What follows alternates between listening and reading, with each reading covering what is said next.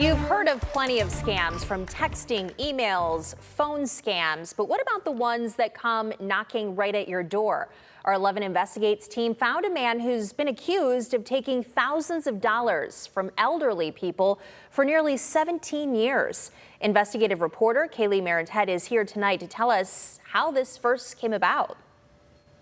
This story first came to us as an email tip that a 90-year-old veteran with Alzheimer's had been promised a home improvement job for only $300, but was charged more than 10 times that. When Brian Duggar and I started to poke around, we found that his history was only scratching the surface. Mud Hens fans, let's hear it for tonight's hometown hero. Morocco is where I was at, and I was about, I think it was 50 or 60 miles from the Sahara Desert. In the 1950s, Roger Bowers served in the U.S. Air Force during the Korean War. The U.S. had bases in the desert.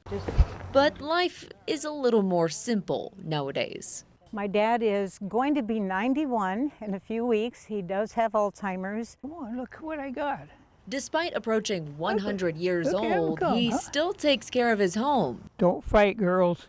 Tending to his garden, cleaning out his gutters. So when an opportunity literally came knocking to fix his driveway, he didn't want to pass it up. I got a call from my dad. He said, "You need to speak to this young man." That young man was 45-year-old David S. Broadway. Said he had some leftover material that he could put down, make our driveway nice. And my first and only question, how much? He said, $300. Okay, I said, that sounds fine. I find out later that that's not what he charged. He made my dad write a check for $4,200 for half of a driveway. I don't know if I can say this on TV, it looks like shit. I'm sorry, you can bleep that out, okay. It sounded like deja vu for our 11 Investigates team, and that David Broadway sounded all too familiar. Turns out we were right. I figured $2 a foot, that's not too bad. But the man who introduced himself as David Broadway from Extreme Asphalt and Paving ended up charging Kuhn $2 an inch, not a foot, costing a grand total of $1,972, not the $200 originally quoted.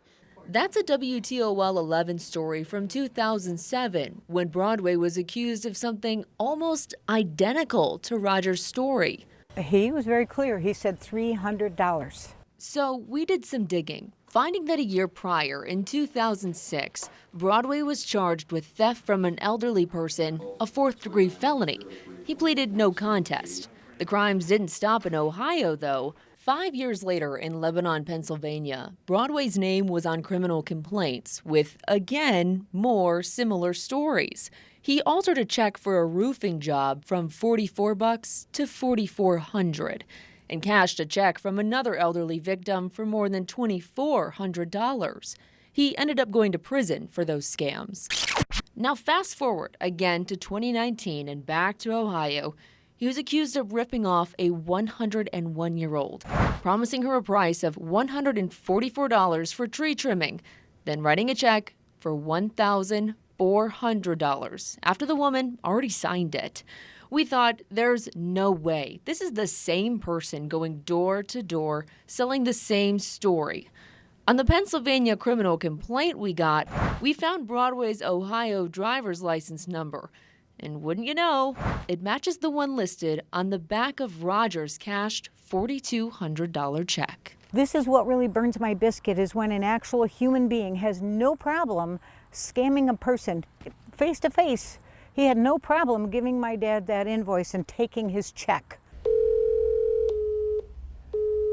There's multiple telephone numbers connected to Broadway. From Roger's receipt to online searches, we couldn't seem to find one to get through to him. I'm calling from WTOL 11. We did leave a voicemail and email to one of his family members in hopes of reaching Broadway.